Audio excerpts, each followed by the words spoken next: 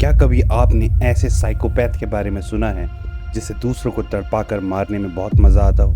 क्या हो अगर एक लड़की इस वैश्य के चंगुल में फंस जाए? चलिए आपको मिलाते हैं इस साइकोपैथ से इस स्टोरी के थ्रू। कहानी शुरू होती है एक सुनसान जंगल में, जहां एक लकड़ी का बॉक्स दिखाया जाता है और बॉक्स के अंदर एक लड़की को कैद किया गया था। वो लड़की उस जगह से निकलने के लिए पूरा जोर लगा रही थी और जोर लगाने की वजह से उसके नाखून भी टूट चुके थे। उसकी बहुत कोशिशों के बाद बॉक्स खुल जाता है और वो अपनी जान बचाने के लिए भागती है। उसके पूरे शरीर जख्मी था और उसके पेट में टाके भी लगे हुए थे और अचानक एक आदमी उस पे पीछे से हमला कर देता है और उसे बेहोश कर देता है। और जब वो होश में आती है तो उसे पता चलता है कि वो एक पेड़ से बंधी हुई है और उससे कुछ इस तरीके से बांधा गया था मानो फांसी देने की कोशिश की जा रही हो। जो बनाया था उसके पास में ही खड़े एक आदमी ने। ये आदमी एक साइकोपैथ होता है। उसे लोगों को तड़पते देखने में बहुत मज़ा आता है। उस लड़की को अपने को आज़ाद करना था तो उसे कुछ ना कुछ तो करना होगा। रास्ता तो बस एक था। उस लड़की के पेट में एक ब्लेड थी जो उस साइकोपैथ ने रखी थी, तो उसे वो ब्लेड अपने पेट के टाके खोलकर निकालनी पड़ेगी। बचना है तो दर्द भी सहना होगा। तो वो दर्द चुनती है और टाके काटना शुरू करती है।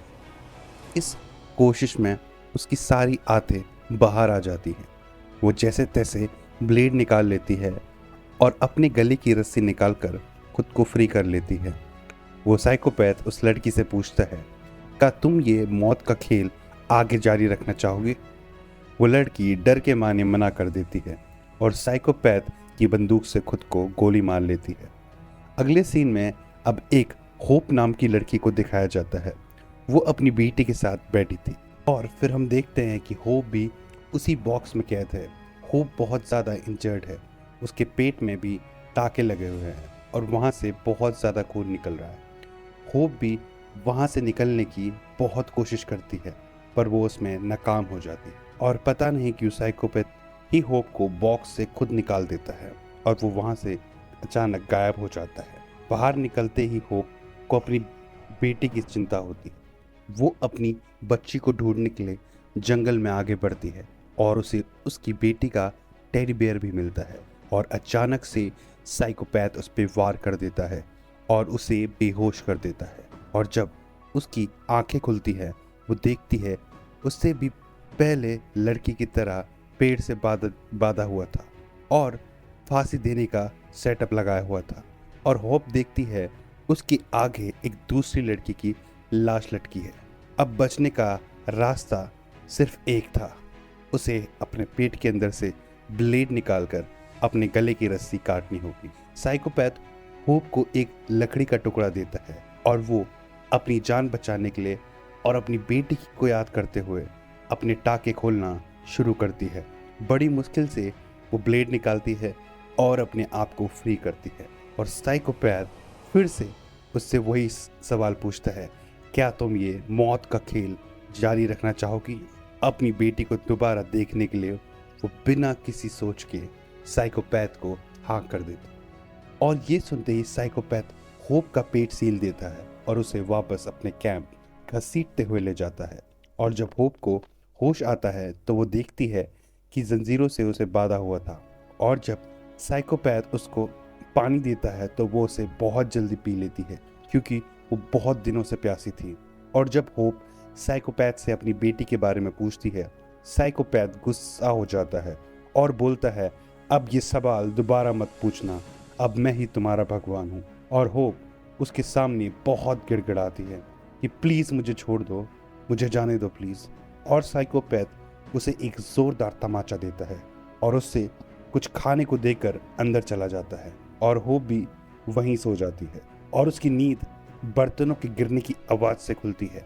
साइकोपैथ बोलता है कि मेरे आने से पहले सारे बर्तन साफ हो जाने चाहिए और होप अपना काम करती है और वो देखती है उसके सामने एक चाकू रखा होता है। इस चाकू से वो खुद को आज़ाद भी कर सकती थी। वो उसको लेने के लिए आगे बढ़ती है पर चाकू उसकी रीछ से थोड़ा दूर होता है और वो अपना दिमाग लगाती है और एक लकड़ी के सहारे चाकू अपने पास ले आती है और तभी वहाँ साइकोपैथ के आने की आवाज़ आ जाती है और वो चाकू को अपने पास छुपा लेती है। साइकोपैथ होप को बर्तन साफ करने के लिए इनाम में एक बैरी देता है। वो उसके बहुत पास होता है और होप उस पर अटैक कर देती है, पर वो आसानी से बच जाता है और वो होप को बोलता है, अगली बार ऐसा हुआ तो टांगों को ऐसी जगह से काटूंगा कि चलने लायक नहीं रहोगी। और साइकोपैथ अब होप के पैरों में जो जंजीर होती है उसे उसके गले में डाल देता है। और साइकोपैथ अपना सारा काम होप से करवाता था, जैसे बर्तन धोना, खाना पकाना और उसके लिए वेजिटेबल उगाने का काम भी होप का ही था। होप समझ गई थी कि जिंदा रहना है तो उसे साइकोपैथ की बात माननी ही पड़ेगी। अब होप के गार्डन में एक दिन फूल खिल जाते हैं। वो बहुत खुश हो जाती है और साइकोपैथ भी वहाँ आ जाता है और उससे बोलता है, इसको खा के दिखाओ। वो मना कर देती है और साइकोपैथ उससे बोलता है, जिस चीज़ को खा नहीं सकती हो उसे उगाती क्यों हो। अब एक दिन साइकोपैथ होप की जंजीरें फ्री करके उसे नदी के पास ले जाता है। वो वहाँ नहाती है और सोचती है कि बचने के लिए उसे साइकोपैथ का भरोसा जीतना ही होगा। और अब होप वापस उसके कैंप में आ जाती है और खुद ही जंजीर अपने गले में डाल देती है और साइकोपैथ की सारी बातें मांगने लगती है। इन एक्शन का साइकोपैथ पर पॉजिटिव इम्पैक्ट पड़ता है। साइकोपैथ उस पर भरोसा करने लगता है।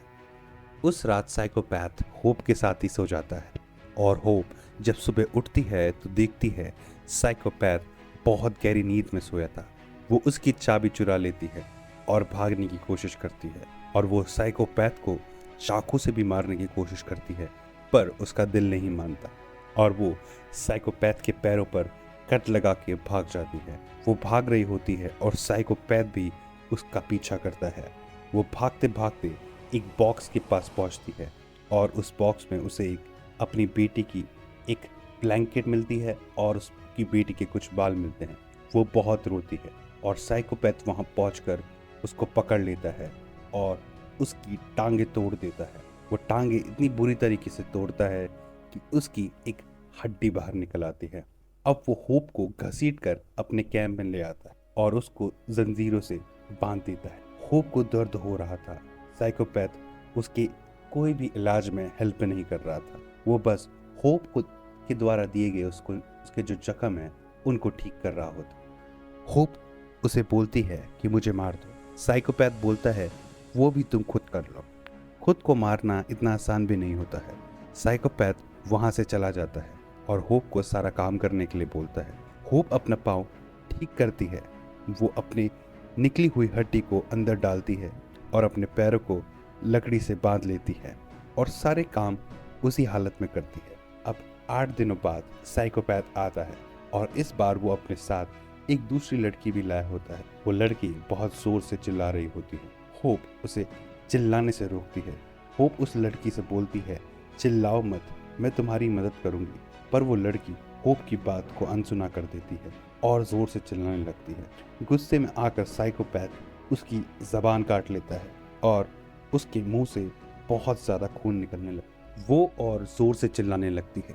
साइकोपैथ होप से बोलता है, इस लड़की को भी अपनी तरह बना दो। और साइकोपैथ इस नई लड़की को चाकू वाला टेस्ट देता है ताकि वो उसे चेक कर सके, पर होप उस लड़की को चाकू उठाने से मना कर देती। वो लड़की मान जाती है और एक बहुत बड़ी सजा से बच जाती है। होप गार्डन में फिर से फूल खिलने लगते हैं और साइकोपैथ फिर उन्हें तोड़ने आता है, पर होप उसे मना कर देती है। वो मान जाता है। लगता है साइकोपैथ होप को अपना मानने लगा था और उसकी बातें सुनने लगा था। वो उसको अपना जैसा ही बढ़िया खाना देता था, पर उस दूसरी लड़की के साथ वो बहुत बुरा व्यवहार करता। एक दिन वो लड़की मौका देखकर अपने सॉक्स में पत्थर भर लेती है और उसी से साइकोपैथ के मुंह पर वार करती, जिस वजह से साइकोपैथ बेहोश हो जाता और फिर वो अपनी जंजीर की चाबी लेकर खुद को फ्री कर देती है और चाबी होप की ओर भी फेंक देती। वो भागती है पर साइकोपैथ भी उसका पीछा करता है और उसे शूट कर देता है। जब शूट करने से वो नहीं मरती तो साइकोपैथ उसका गला दबाकर उसे मार देता है। वहाँ होप फ्री हो जाती है और भागने की कोशिश करती है, पर पैर में लगने की वजह से वो ज़्यादा दूर नहीं जा पाती है और कैंप में वापस आ जाती है। और आज वो फैसला करती है कि इस साइकोपैथ को मार देगी। वो एक रॉड उठाती है और फिर देखती है वहाँ साइकोपैथ पहुँच जाता है, जो आज बहुत अजीब हालत में लग रहा होता है, और वो होप से उसे मारने के लिए बोलता है। होप रॉड से उसके सर पर बहुत सारे हमले करती है और उसे मार देती है। मरने से पहले साइकोपैथ उससे बोलता है, जंगल की दूसरी साइड मत जाना, वहाँ बहुत खतरा है। अब होप उसकी बात सुने बिना जंगल की साइड चली जाती है। उसे वहाँ एक हट मिलता है। वो हट के अंदर देखती है तो उसे अपनी बेटी दिखती है। वो बिना कुछ सोचे समझे अंदर चली जाती है और फिर एक धमाका होता है। दरअसल ये एक ट्रैप होता है और अचानक एक फोर्स के साथ बहुत सारी कीलें उसके मुंह में आ जाती हैं और उसकी आंखें भी फूट जाती हैं, और वो अपनी बेटी को बचाने आई होती है और खुद ही मरने की हालत में पहुंच जाती है, और कहानी यहीं पे ख़त्म हो जाती है। तो दोस्तों, कैसी लगी आपको ये स्टोरी? कमेंट करके ज़रूर बताइए।